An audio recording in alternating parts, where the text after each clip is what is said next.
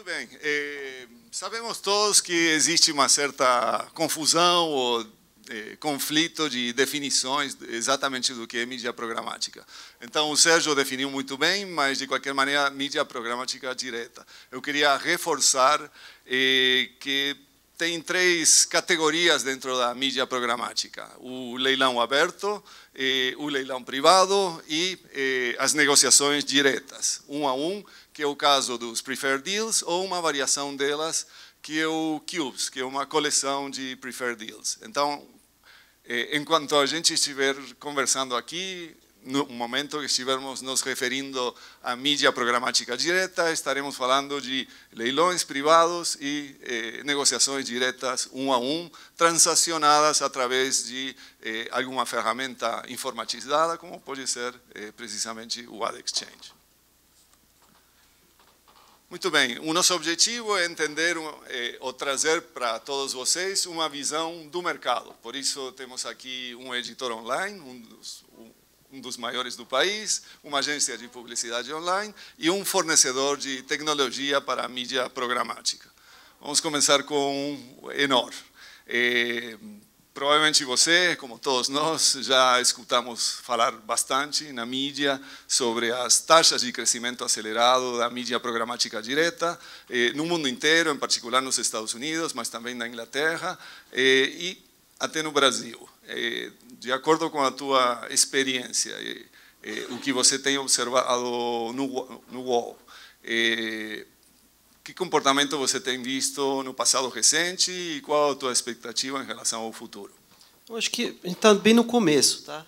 Estamos bem no começo, quer dizer, essa parte do leilão aberto já anda acontecendo há algum tempo, mas acho que não é novidade para ninguém. Quem tinha o AdSense no site é a mesma coisa, né? Então, nessa parte do que seria o Programmatic Premium, nós estamos começando a experimentar, né? Eu acho que existem algumas partes do negócio do publisher que não serão muito afetadas pelo programático, como, por exemplo, essa parte de branded content, acredito que vai ser pouco afetado, essa parte de grandes ações de marca relacionadas a grandes formatos, grandes momentos de lançamento de produto e tal, acho que vai ser pouco afetado. Mas tem uma parte enorme nos publishers premium que difícil fazer aquilo que o veículo faz bem, tá? Vou dar um exemplo para vocês. O anúncio de uma montadora num canal de carros. Isso o veículo premium faz muito bem. Você junta o contexto com o momento, quer dizer, o internauta que está interessado em carros entra na estação carros. Para ele, o que está escrito sobre carro e um anúncio de carro, os dois são relevantes. É aquele momento que ele quer. Tente pegar o mesmo internauta saindo do carro e vendo numa página do lado o resultado de futebol, o interesse dele de carros já foi lá para baixo, né? Então, isso o publisher faz bem, né? Quando contextualiza e encontra o interesse com o momento. Mas qualquer publisher premium tem uma série de áreas extremamente relevantes, importantes, que não tem uma área da economia tão próxima para fazer esse match. Pense, por exemplo, em celebridades. Muitos publishers têm áreas de celebridades enormes. Não existe um segmento da economia tão interessado assim em celebridade naquele momento. Então, para essas áreas aí, o programático vai crescer muito. Acho que não tem como não crescer. Obrigado. Pedro, e da tua perspectiva, o que você tem observado em termos de taxas de crescimento desse canal de vendas? Bom, acho que tem crescido, isso não tem muita dúvida. Eu acho que vem num momento saudável para as agências, né? As agências estão num momento muito difícil em relação às demandas que recebem dos clientes, né? Então, cada vez menos você tem agências que são puramente digitais, puramente tradicionais, e executar uma estratégia em tantos canais diferentes, tantos formatos diferentes, para quem é nativo do tradicional e para quem é nativo do digital, é muito difícil. O programático permite que você invista mais em gente boa, gente para pensar e menos em gente para executar, né? Isso permite que a gente consiga ter tecnologia dando escala para coisas que a gente faz e que, no momento, eu acho que é algo muito saudável para as agências, senão você tem que ter um exército de gente, isso não é mais viável. Então, acho que você, de alguma maneira, já tocou nisso, mas, de qualquer maneira, entrando no assunto mesmo, quais os benefícios que vocês observam nesse canal? O que mais me fascina, pessoalmente, é a capacidade de você executar em escala muito grande coisas que não são possíveis, né, de fazer assim. Então, você conseguir ter estratégias de super segmentação, estratégias mais sofisticadas de bidding e conseguir dar muita escala para isso, coisas que antes você precisaria de muita gente para fazer e acaba não fazendo porque a conta não fecha. Então, essa, para mim, é a primeira grande vantagem. A segunda grande vantagem é você conseguir executar horizontalmente em publishers diferentes a mesma estratégia.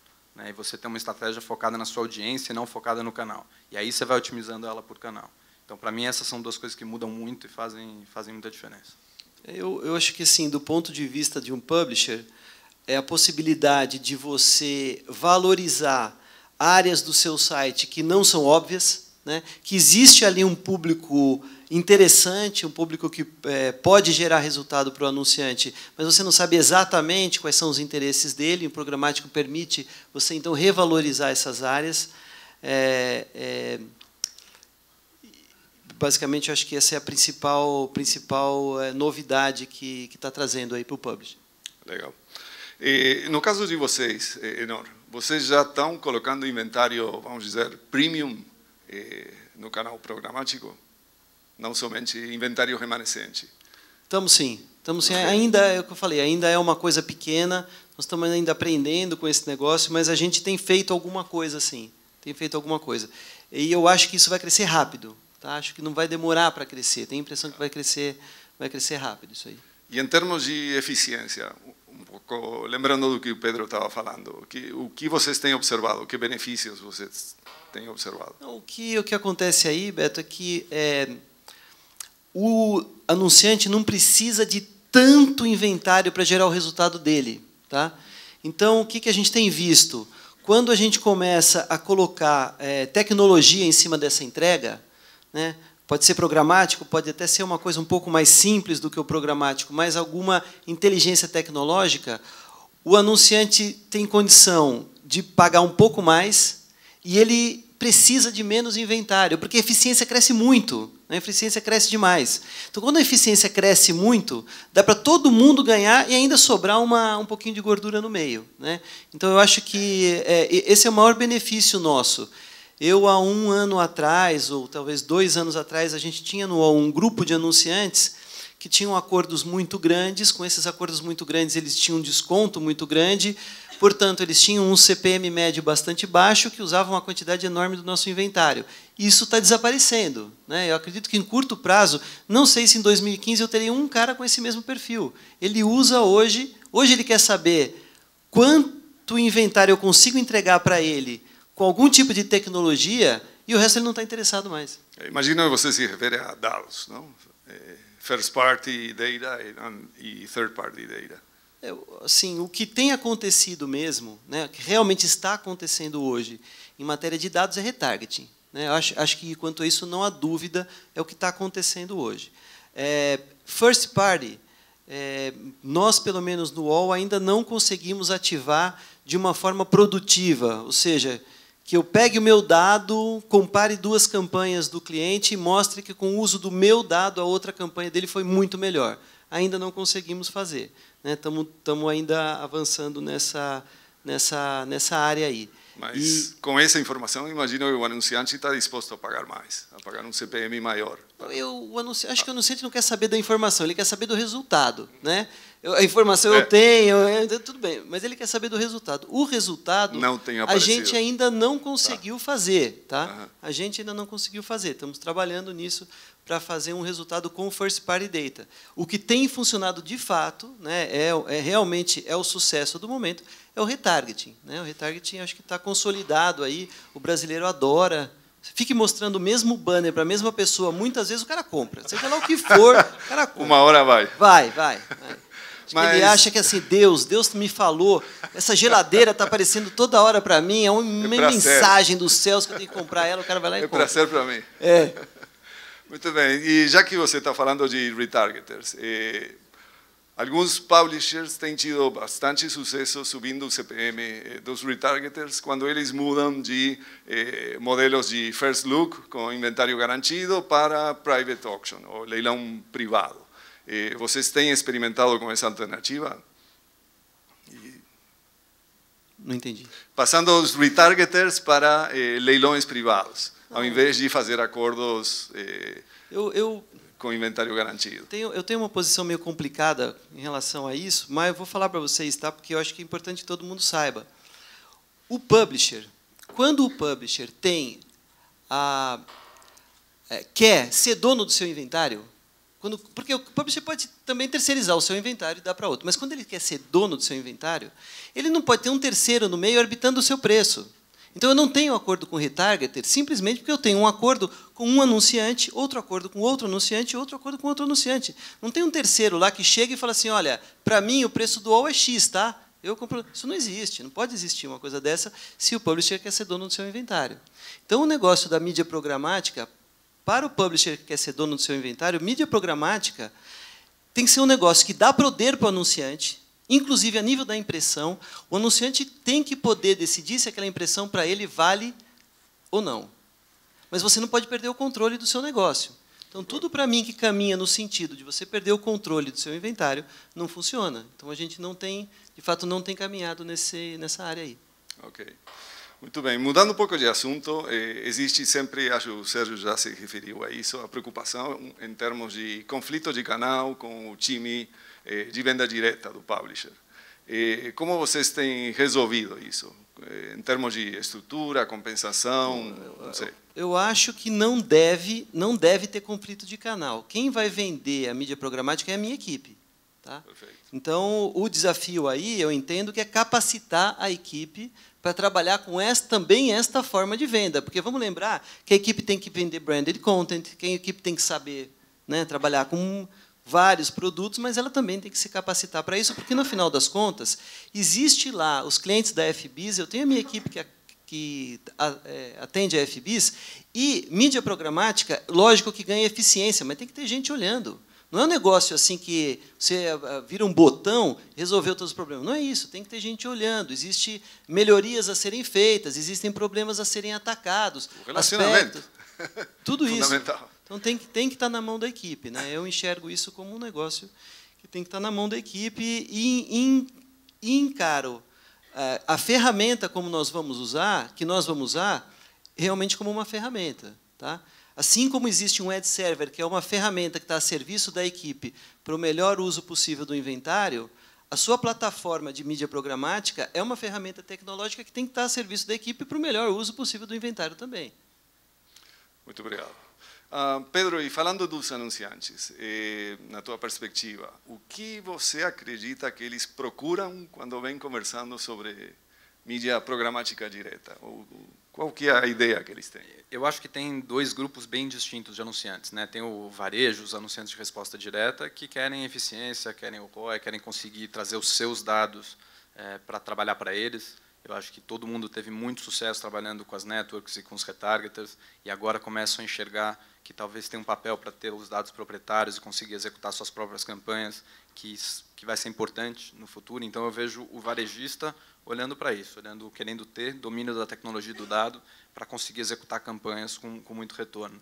Do lado dos anunciantes mais orientados à marca, tem um pouco da moda, né? Então, todo mundo começou a ouvir falar e agora se interessa. Então, tem aquela coisa de todo mundo se educar também.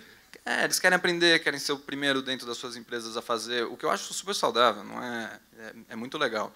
E começam a olhar para o programático como forma de executar campanhas com um grau de sofisticação grande. Assim. Então, tentar contar histórias através da mídia, entendendo o comportamento de cada usuário, e com uma campanha mais elaborada, com várias peças sequenciais, em vários formatos. Então, só que num volume ainda muito pequeno. Né? A gente tem conversas com os grandes anunciantes da agência para tentar consolidar um pouco a visão de dados e de compra, mas é uma coisa muito, muito incipiente. Okay. Muito bem. E pensando nessa visão dos anunciantes, se você tivesse que dar 3 dicas para os publishers do que fazer para se preparar para esse momento. Não sei se eu chego em 3, mas assim... Muito bem. Uma. Eu acho que a mais importante assim, não pode demonizar o programático. Né, o que o Enor falou é uma tecnologia, uma forma da gente transacionar uma parte das campanhas, e o inventário continua tendo muito valor. Então, ter do lado do publisher alguém que conhece a tecnologia, conhece o inventário, para trabalhar junto com a gente, para ajudar a gente a usar a tecnologia, para usar melhor o inventário, eu acho que é uma coisa que vai muito longe. Né? Essa coisa de ou é comigo ou é semigo, né? Ou é com a tecnologia ou é direto, eu acho uma visão muito errada. Vem para somar. Então, acho que essa é a coisa mais importante. Ótimo, obrigado, Pedro. Muito bem, Adriano. O Pedro mencionou brand advertising. Por algum motivo, no Brasil e na América Latina, o processo ou o canal de programático direto começou com performance. Qual a tua visão sobre o potencial de brand advertising através desse canal? Acho que todo mundo sabe que a grande oportunidade de crescimento, de investimento online é trazer os dólares de brand. Né? E a gente vê que a diferença de fazer brand para fazer resposta direta tem a ver com o conteúdo que está em torno da minha comunicação, em que contexto eu mostro a minha comunicação. A base do retargeting é que o que importa mais é a audiência, eu posso mostrar esse banner em qualquer lugar que no final alguém vai clicar. Em branding, eu preciso de outras coisas. Eu preciso de um contexto adequado, eu preciso ter acesso a formatos de impacto e eu preciso de escala. Ninguém quer fazer branding em pequena escala. Acho que o que essa nova tecnologia traz, o que o programático direto traz, são essas três coisas. É escala, é impacto e a possibilidade de eu rodar isso em um conteúdo que vai trazer valor para a marca que eu estou promovendo. Fora isso, você tem mecanismos de controle com o programático que você não teria numa veiculação direta, numa veiculação negociada. Você consegue trabalhar uma miríade de publishers ao mesmo tempo e administrar a tua campanha, a tua frequência, o teu reach em todos eles simultaneamente. Muitas vezes, por falta de recurso, uma agência online acaba concentrando as campanhas de marketing em poucos publishers por falta de gente para operar isso. Então, acho que para o médio publisher, para o pequeno publisher, é uma oportunidade de acessar budgets de marca que não estavam disponíveis para eles até agora. Muito legal. E me fala uma coisa, acho que tem alguma dúvida no mercado em termos da relação entre anunciantes e o fornecedor de tecnologia. Qual é o papel do teu e do teu time? Eu acho que tem muito fornecedor de serviço se travestindo de fornecedor de tecnologia. Acho que tem muito nome para poucos modelos de negócio nesse mercado. Acho que tem um passo anterior que a gente entender quais são as variáveis que determinam os modelos de negócio. Então, você tem, de um lado, empresas que fornecem tecnologia pura, são as chamadas DSPs, eu chamo de DSPs. Você tem as empresas que fornecem tecnologia mais uma camada de serviços, aí você pode chamar elas de trading desks independentes, você pode chamar elas de DSPs full service, mas elas têm a tecnologia e têm uma camada de serviço. E acho que a terceira variável é modelo de negócio. Elas vão ser transparentes, então você vai pagar um X pela tecnologia, você vai pagar um Y pela mídia, que é o que vai ser entregue para o publisher, ou elas vão ter uma camada de arbitragem em torno disso. Esses três fatores vão definir se você é chamado de Ad Network, Trading Desk independente, Trading Desk. A visão do Google é que o Google é uma empresa que fornece tecnologia tanto para agências, quanto para anunciantes diretos, quanto para empresas que querem aplicar os outros modelos de negócio. A escolha de com que modelo um anunciante ou uma agência vai trabalhar é uma escolha basicamente estratégica, porque determina, de um lado, a relevância da própria agência nesse processo, qual é o poder e qual é a importância do nível de relação que ela vai ter com o veículo na hora de determinar como vai ser aplicada essa mídia, mas também o tipo de recurso que ela vai colocar para operar e o risco que ela vai correr. Muitas vezes esses modelos arbitrados para a agência são uma maneira de reduzir o risco, porque ela está comprando resultados de uma métrica específica e não se responsabilizando por conseguir esse resultado na frente do anunciante dela. Não sei se... Muito bom. Obrigado.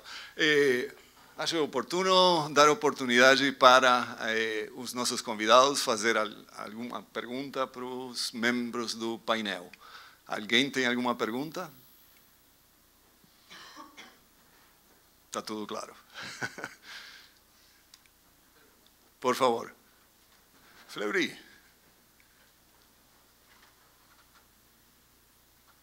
Tudo bom? Alô?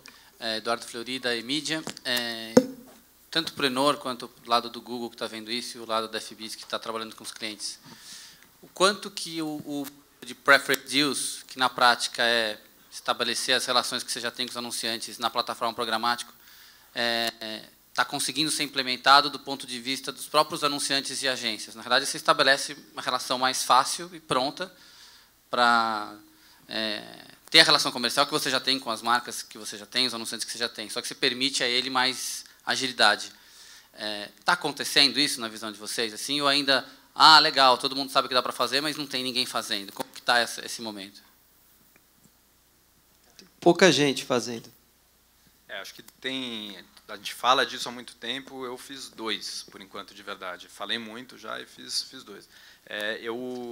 Eu acho que é um modelo que tem uma pegadinha aí, porque apesar dele preservar toda a relação, ele transfere para a agência boa parte do custo e do ônus da otimização da campanha, né? Então, tem um lado que é muito bom, que eu consigo executar coisas que eu não conseguiria executar antes, com uma agilidade muito legal. Por outro lado, eu tenho o custo de uma tecnologia que eu não tinha antes, e eu tenho que acompanhar essa campanha muito mais do que eu acompanhava antes, num preço que, em geral, já estava combinado, né? Então, com os anunciantes, para responder a sua pergunta, sempre tem a questão de quem paga essa conta, né? E se é a gente, se é o publisher, se são eles.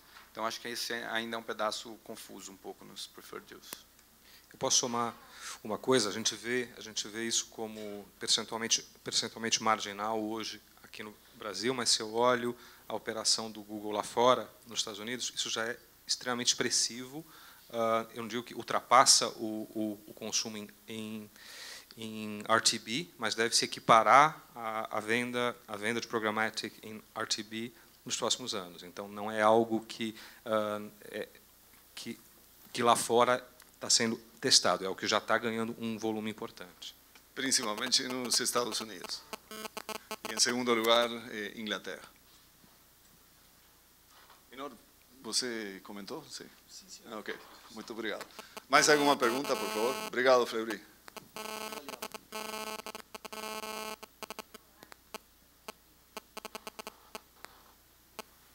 Alô? Oi. Sim. Eu queria perguntar para o Pedro se vocês percebem diferença de CTR e de campanha quando vocês compram diretamente no veículo ou quando vocês fazem via compra programática.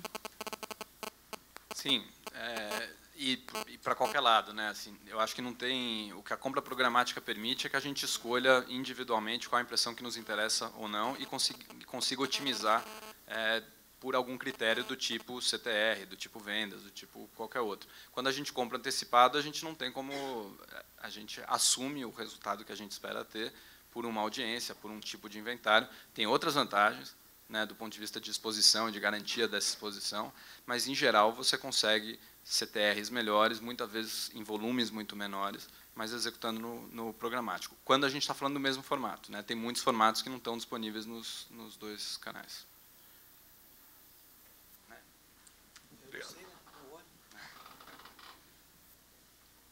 Mais alguma pergunta, por favor? Lá no fundo, por favor. Aonde? Ali na frente. Ok. José Albuquerque do Terra. A minha pergunta é a seguinte: não tem aí a única agência aí é FBIS, né? Mas agora estão vindo esses grandes grupos de mídia, as trading desks representando as agências. E elas prometem mundos e fundos, grandes anunciantes, e sempre prometendo uma grande quantidade de dinheiro na mesa para todos os publishers. Então, eu queria saber como vocês enxergam isso. Esses caras estão vindo agressivos, mas, ao mesmo tempo que eles querem comprar, eles não querem abrir quem são esses caras. Eu vou começar. Você tem os nomes? Amnet, Zaxis. Um pouco na linha do que o Adriano estava falando, eu acho que ou você vende tecnologia e pode ou não ter serviço, ou você vende mídia. Para mim, quem está vendendo mídia, não importa se está comprando programaticamente, se está negociando. Para mim, não importa. O cara comprou e está vendendo mídia, o outro está me dando uma ferramenta para eu executar uma campanha. Então, eu separo nesses 2 grupos. A Trading Desk, ela cumpre um papel que é um pouco do que eu estava falando no começo. A vida da agência também está ficando difícil. Hoje, o cara precisa fazer televisão, precisa fazer out of home, precisa fazer rádio, precisa fazer mobile, precisa fazer programático, precisa saber operar dentro de casa. Os mídias estão estão pirando, é muito complicado. E aí você tem um grupo de gente bem especializada para executar uma coisa que é muito complicada e que vai crescer, faz sentido. Eu não vejo nada de errado em você ter um grupo que executa as campanhas dentro de uma agência ou dentro de um grupo de agências. O que eu, pessoalmente, acho muito errado é esse grupo ter um modelo de negócio diferente da agência, e a agência está lá defendendo os interesses do cliente, sendo remunerada por isso no seu acordo, e concentrando os investimentos desse cliente numa outra empresa que é sua e que gera uma outra margem adicional. Eu acho que tudo tem que ser remunerado, eu não acho que esse trabalho não tem que ser remunerado, mas eu acho que o modelo da Trading Desk ele gera um pouco de desvio nesse sentido. De resto, eu não vejo problema nenhum em ter um grupo fora ou dentro da agência executando as campanhas, desde que claramente combinado. Só para fazer um comentário, acho que eu já falei sobre isso, né? Eu acredito que um veículo que tem o objetivo de ter controle sobre o seu inventário não pode passar o controle para o terceiro. Então, acho que esse tipo de relação não vai para frente no Brasil. Tá? Acho que não vai para frente porque acho que o jeito que eu penso é um jeito que várias pessoas pensam. Eu acredito que não deve ir para frente no Brasil. Não sei nem se legal é, tá? Mas se for legal, acho que do ponto de vista de comércio não vai funcionar. O que vai funcionar é uma agência, certo? Uma agência que conhece o cliente, que sabe o momento do cliente, que sabe a estratégia do cliente, que está envolvida no resultado do negócio do cliente, operando uma plataforma tecnológica que funcione, competente, que funcione, né, com uma relação boa com os veículos que importam para aquele segmento. É isso que vai funcionar no Brasil, na minha concepção, né? Eu estou trabalhando com esse negócio de internet já faz um tempo, a cada 2 ou 3 anos tem uma nova safra de gringos que vêm, prometem umas fortunas e tal. Nunca acontece nada, acho que com essa também não vai acontecer. É isso, Adriano? Experiência. É isso, Adriano? Eu acho que faz sentido. Acho que a mesma preocupação que você tem em ser dono do seu inventário, acho que agências e anunciantes têm em ser donos da decisão de compra. E acho que é dessa relação entre agência, anunciante e veículo que o nosso mercado é feito.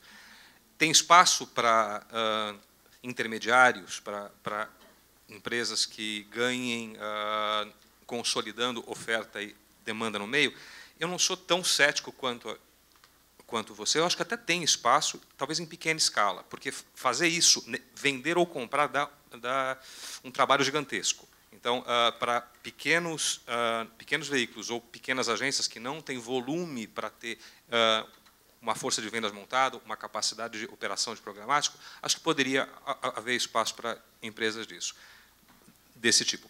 Para os grandes, eu pessoalmente acho que não. Muito bem. Eu não sei como estamos de tempo, mas acho que é isso. Okay. 2 horas. 2 horas faltam? Muito bem. Mais uma pergunta, por favor. Tem aqui, ó. Aonde? Lá na frente, Ju. Não? Tem?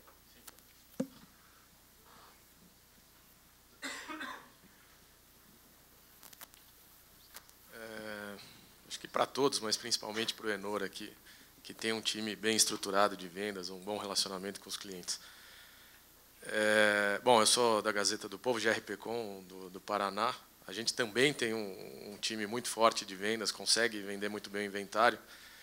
E a dúvida sempre é até que ponto a gente abre mão da relação e o programático automatiza o processo e em que momento isso passa a ser positivo.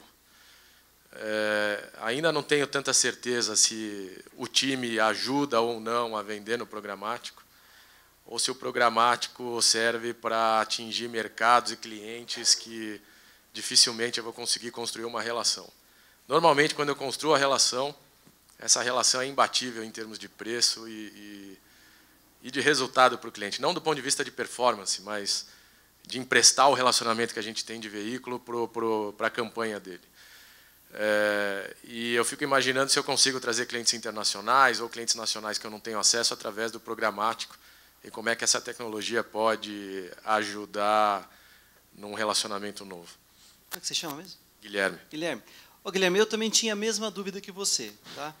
Como é que eu acho que eu senti tranquilidade nessa conversa? Primeiro, atender esses clientes que a gente não tem condição de atender é o leilão aberto. Leilão aberto é o cara pequeno, é o sujeito que está distante, é o tráfego internacional. Esse aí é o leilão aberto, você não olha para isso. Tá? Isso aí não dá trabalho. Tá? É um dinheiro que o Google põe lá na sua conta, seja lá quem for, você não sabe se está certo, se não sabe se está errado, que se dane, porque também não ia dar dinheiro nenhum de qualquer maneira. Pronto. Quando você está falando de o Programmatic Premium, que é esse programático onde o anunciante e o veículo se conhecem, porque ele sabe o que ele quer, ele sabe por que ele precisa, porque uma coisa importante, o ambiente programático não funciona, pelo menos essa é a minha teoria, tá, Adriano? Você pode depois me questionar, como normalmente você faz. Mas eu acredito que o negócio programático não funciona no conteúdo porcaria. Funciona no conteúdo premium também, porque o anunciante, para ele é muito importante trabalhar com os dados que ele tem do internauta, mas ele não quer a marca dele num nicho de um lugar. Então, tem que juntar as duas coisas. E quando você junta as duas coisas, hoje em dia as ferramentas que existem permitem que você bloqueie anunciante, tenha preços diferentes para anunciante, como diz, aceita o anunciante, mas não um determinado produto, uma determinada linha de produtos que aquele anunciante tem. Então, te dá muito controle. É possível você dar muito poder para o anunciante sem perder controle do seu inventário e tendo a sua equipe como o ponto decisor desse negócio, apenas como mais uma forma de venda que ela vai ter. Né? Então, na hora que eu vi que era possível você dar mais poder para o anunciante sem perder o controle do seu inventário, e que, com isso, o uso do seu inventário era melhor, porque você podia entregar menos mídia e cobrando um CPM mais alto, com isso ter mais anunciantes, pagando mais CPM e rentabiliza o seu inventário melhor, eu me senti mais confortável nesse aspecto, sabe? Então, eu acho que é isso, é uma cruz onde o poder do anunciante que ele ganha não pode vir, como se diz, em detrimento do controle que você tem do seu inventário. Quando a ferramenta te permite isso, aí não tem o que perder. Inclusive porque, para o internauta, ver um anúncio que tem mais a ver com ele é melhor. Né? Por que o internauta vai ficar navegando e vendo um monte de coisa que não tem nada a ver com ele? Ou então aquela geladeira que ele já comprou faz um mês e que fica seguindo ele pelo resto da vida dele pela internet. Não faz sentido isso daí. Então, acho que todo mundo ganha, por isso é que vai acontecer. Mas mesmo em situações de branding, você está me dando exemplos de performance, né, da geladeira. Mesmo quando o branding é feito baseado em alguma informação, por exemplo, que o anunciante tem daquele internauta. Tá? Você imagina que é uma campanha de branding, mas, dependendo do tipo do internauta, você vai entregar a mensagem para ele de uma maneira diferente. Tá? Pode ser, por exemplo, uma diária numa homepage. 100% da visibilidade vai ser para aquele anunciante. Mas, dependendo, ele pode entregar mensagens diferentes. Então, nesse caso, você já tem ganho. Né? O anunciante tem ganho, a performance da campanha melhora, tudo melhora. Então, não é só para quem quer performance, não. Acho que é para todo mundo. Deixa eu só somar algo aqui. Eu acho que todo mundo sabe que a tecnologia gera valor. Ela transforma coisas que têm um valor X em um valor Y.